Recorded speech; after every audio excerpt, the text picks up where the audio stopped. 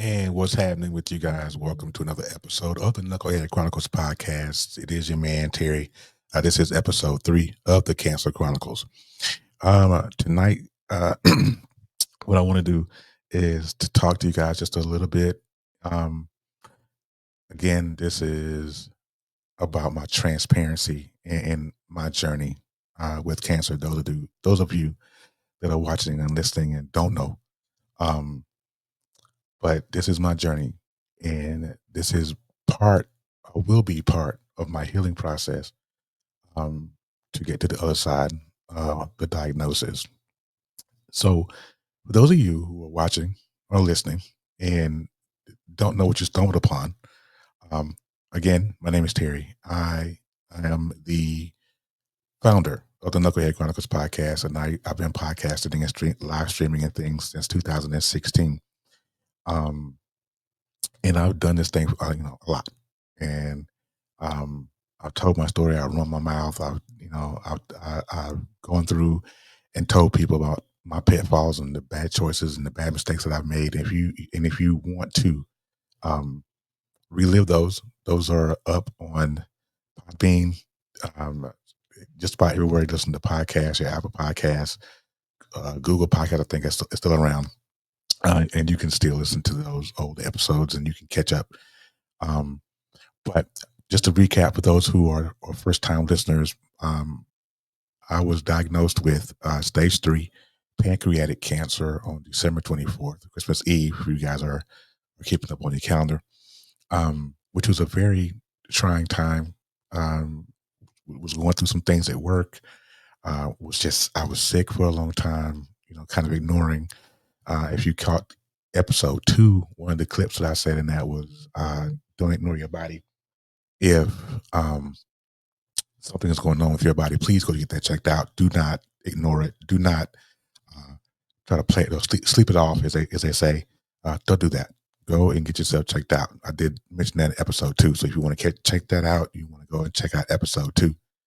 Um, but in this one, in episode 3, I want to, again, I think I did a video earlier today on my Facebook and TikTok and all that, and just thanking people for um, coming to my aid and being supportive and donating. I did start a GoFundMe that is down at the bottom of the screen here.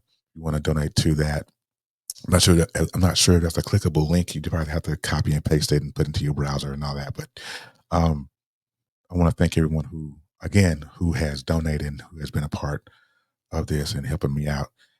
This nature. So what I'm going to get into tonight, though, is going to be a little different. I'm going to talk about a little bit about um, my process of going through chemo and what's going on with me. Again, it's just to be transparent and let people know what's really going on. Because one thing that I realized in the social media, especially when you're podcasting and live streaming, is that people look for transparency. People look for the truth in people. If people can spot the nonsense in you when you're telling a story, you will never be credible, right? So I always try to be transparent, and I always tell people, you know, not perfect. I made some mistakes. I made some bad choices, and this and that. I will always admit that, and I will always stand on that. Um, but when I'm coming to you with this is some real stuff for me.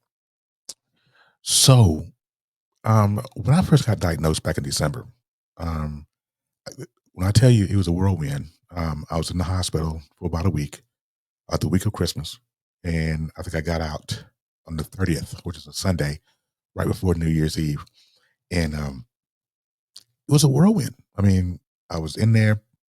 Blood sugar was 600. Excuse me. I'm surprised I didn't go into some kind of diabetic coma or whatever. Excuse me. Thank God that I didn't, because it was crazy. And my Billy Rubin, if you guys are any health folks out there that know what Billy Rubin is, that's your number with your liver uh, output or what have you. And my number was really, really high. And that's how they figured out it was cancer, because my Billy Rubin number was high. I did a CT scan the day I went into the hospital. Actually, how that started, I went into work that day and I was sick and I just didn't want to be there. I was sweating, see the employee health nurse. She told me I was, yellow. go to the ER. Those of you that have caught the first two episodes already know the story, but this is just a recap for the first time listeners. And so I went to the ER, and it was just like again, I was sick back in 24, and I thought, hey, it's just my diabetes acting up and this and that, and um, so I kind of downplayed it. Went to the ER. They did a CT scan on me. Said, hey, you got a mass on your pancreas. We're going to transfer you because we don't have an oncologist here, and it goes from there. So it was really crazy because everybody's, I got this whole surgical team. I got this whole oncology team who's coming in and seeing me because like I said, my bilirubin number was extremely high, and I had some folks to come to my aid, at that point, and they come up and see me and stuff, and it was really scary. I have a those of you guys that know me, I have a 7-year-old son, Terry Jr., who is the light of my life, Lord knows, and you know with um, with his autism, he knows that there's something wrong with dad, and he came to the room, and he hugged me and this and that, and it was just a very heartwarming moment. And in that moment, though, I was scared out of my mind because I'm like, okay, this may be the last time I get to see my son. Or when you hear words like cancer and stage 3 or whatever, those words tend to put fear in the hearts of people because every cancer is a death sentence. But here's the thing that I realized is that we were born with a death sentence. Number one, we were born to die. We're going to leave here one way or the other, right? And that's the realization that I had to come to eventually. But it was scary. It was scary that because with him and the emotional ties that I have with him, um, it, it's real. It's real stuff. It's real stuff, and it's very emotional. I try to talk about it because it makes me emotional. Um, so they go and they're talking about automatically they're talking about putting in a port and doing chemo and things of this nature. And I'm like, whoa, whoa, whoa, whoa, whoa, whoa. Everything's too fast. I'll admit this. It took me it took me, and I think I still struggle today, as far as with the diagnosis. But after going through 3 rounds of chemo, I'm pretty sure, I'm pretty well in the knowledge of I'm a cancer patient, right? But it took me a while to get there. Um, so I go into surgery. My first thing was I had to get a stent put into my pancreas because um, my urine and things wasn't traveling like it's supposed to, this and that. So now my first surgery was a stent placement into my pancreas, but that way so my bodily fluids can flow to my liver, my pancreas, and all that. That's my first operation. My second operation was a chemo port, which you guys, those of you who are listening can't see it, but the ones that are watching can see it. You can see the scar right here in my upper jugular here, and it's one right here in the middle of and the port is definitely right here in the middle of my chest. And the port is for when I go in to do blood work. Um, they just stick the needle in my port in my chest, and they draw blood that way versus trying to find a vessel in my arm, which is a lot easier. It hurts. I ain't gonna lie, it hurts. But it only hurts for a second or two. It's not really that big of a deal. Um, but so the schedule that my oncologist has for me is that I'm going to do the normal 12 rounds. I'm on the most aggressive form of chemo, which is the Florinox, which is 3 medications that I take when I get infused. But we'll get into that in a second. But I'm on the most aggressive form of chemotherapy. So hopefully they can attack it, they can shrink it, and I can have Whipple surgery here down the road. Um, so my first round of chemo was nerve wracking because I was so scared before, right? Um, so I go to the first round, and uh, I didn't really have any effects. Uh, let me get back. I missed a part. Let me get back. My schedule is 12 rounds of Florinox, right? Um, After the first 6 rounds, they're going to go back in. They're going to do another CT scan or either probably a PET scan to see if the chemo is taking any effect, or if it's doing anything for the mass that's on my pancreas. If it is, then what they'll do is I'll do the other 6, and then they'll schedule me for my surgery, and we'll go from there, right? If after 6 rounds of chemo, or the most aggressive form of chemo, after 6 rounds, I'm faced with this, and after 6 rounds and they rescan and it doesn't do anything, if the cancer hasn't spread or whatever, I'm faced with a decision at that point. Because if 6 rounds of the most aggressive form of chemo does not shrink this tumor, I'm faced with it. I'm faced with either stopping and it's just living out the rest of my life, or I can continue on and do what they call management chemo, and that just keeps the tumor from shrinking, which is something I'm willing to do because if we just if it's 3 days, of chemo, it doesn't change really my quality of life.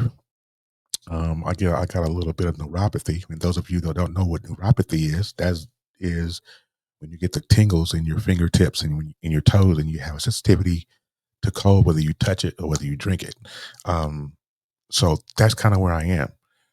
So after 3 rounds, I'm halfway to the first point um, of my chemo. Chemo for me, and it works like this for me. Just so you guys know, I mean, probably you guys don't care, but this is just for me. Um, my chemo starts on Friday. I have my chemo on Fridays. I get infused on Friday. I go in early morning, blood draw, see the oncologist. They tell me whether or not my blood work is good enough to have my chemo that day. And then I go into infusion. When I go into infusion, I sit in the chair. I mean, you can't beat it. It's a big old lazy boy with a TV remote. Um, and you sit there and you take this medication. It's not, so my chemo day is pretty long, because my blood work is at 9 a.m. I'm usually out of the hospital or out of the infusion chair and gone by 3. So it's a pretty long day. Um, so I get the 2 drugs. Then after I get infused, I wear a fanny pack for 2 days. Those 2 days that I got this fanny pack on is the worst days because I'm nausea, I'm fatigued, I'm just like I don't want to do anything on those days that I have my fanny pack on, because the fanny pack has the third drug in it. I'm thinking it's the Flornox, but I don't want to guess. But at any rate, I wear that fanny pack Friday, Saturday, and then I get de-access from my port on Sunday. But those 2 days are just rough, and then the week after I get the fanny pack off, it's rough because I'm coming down. It's like being high and then coming down from a high. But once I get past the week, then everything goes to normal. The nausea goes away, the neuropathy goes away. But then by the time all that goes away, I'm right back into my chemo week, and then I'm getting infused again. That's rough. That's rough. Um, but I try to keep a positive outlook on it. I try to um, not get too down in the dumps because I have enough to deal with, um, mental health wise on the other side of it. Another thing that I want to talk to you guys about tonight, and that's my chemo thing, and going along with that is when you it's very important that you have. Like I said in my video earlier, it's very important to have support and a tribe and people that you can trust and people who want to be there to help you. Um, there are times where you know you have people and they're there in your life, and then next thing you know, they're gone, and you're like, okay, what happened? It was like we were here 1 minute, and then the next minute it's over and done with, and it happens. And you know, just for the record, I don't hold any ill will toward people, and it's just it's just it's life. People have their own life struggles, but I would implore people that if you decide that you're going to drop what you're doing and to help someone else, make sure that you're there for them. And no other reason but to be supportive and to be there for them. Because, and like I posted on my Facebook a couple days ago, I refuse to be anybody's burden. If I feel like I'm a burden to you, if I feel like that I'm an inconvenience, I don't need it, because I'm already fighting for my life, and fighting for my life doesn't consist of fighting for your support. I mean, that if that's what you want to do, that great. I'm not for it, right? I'm not here for it. I got enough things to deal with. I have a life on the other side of this diagnosis. I have a life on the other side of this healing. I don't have time. And again, it was just a realization that I had to come to. That realization was hard to come to because there are emotional ties to it, right? You just, you know, it's not like flipping a switch. You know, um, if you feel a way, it just doesn't go away, right? It's just life. But it took me a while to get to the realization, and now I'm walking this thing out.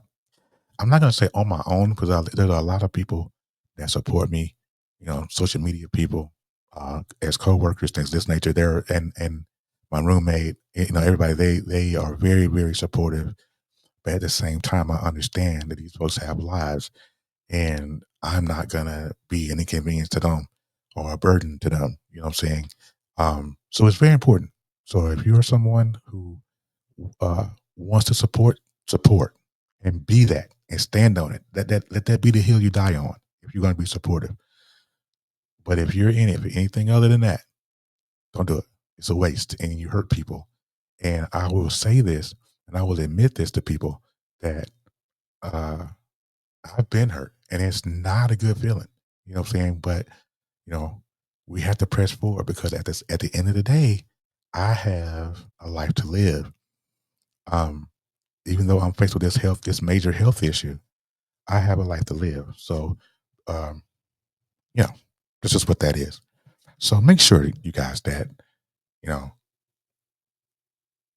love people, because nothing is guaranteed in this life. It really isn't. We think it is. We want it to be, but at the end of the day, though, is that we all want to be loved, and we all want to be cherished, and we all want to be supported, and all that good stuff. I gotta tell you, sometimes it's hard for people to do that, because it just is. You know, it's hard for me to go and go into GoFundMe and ask people that don't know me for money. But the realness of it is, I ain't got it. You know what I'm saying? I ain't got it. I still have obligations, and I pray that there are people who, I see people's GoFundMe's all the time, and they're into the thousands and all that good stuff. And I'm like, Lord, I need that in my life, because I got stuff that I got to do. But I will say this in closing, is that no matter what I'm faced with, no matter what anyone has done to me, no matter what I have done to them, I love people. I love people wholehearted. I made some bad choices, yes. I made bad mistakes, yes. But I am not, I refuse to let those bad choices, those bad decisions that I've ever made dictate how people treat me. I've always been a firm believer is that you teach people how to treat you. I've always been a firm believer in that. And you've heard, I've said it 1,000 times to people, and on my live streams and podcasts and all that. You teach people how to treat you. And so sometimes it's just best to do it by your lonesome if you have to. You know what I mean? And that's kind of what it is. So I want to thank you guys for listening to this episode of the Knucklehead Chronicles podcast, the Cancer Chronicles. This is episode 3. I'm your man, Terry. Again, you can follow me at Knucklehead Chronicles podcast.podbean.com. You can go to YouTube and check out the YouTube channel. I have a couple of reels and shorts on there. The video is definitely on YouTube. Um, you can follow me on Facebook. You can donate to the GoFundMe. That's going to be in the link. Um, you guys are awesome. If I have any new subscribers, new followers, thank you. Keep listening. Episode 4 will be in the next couple of days. Just hang tight. I love you guys, and we will see you on the flip. Have a good one.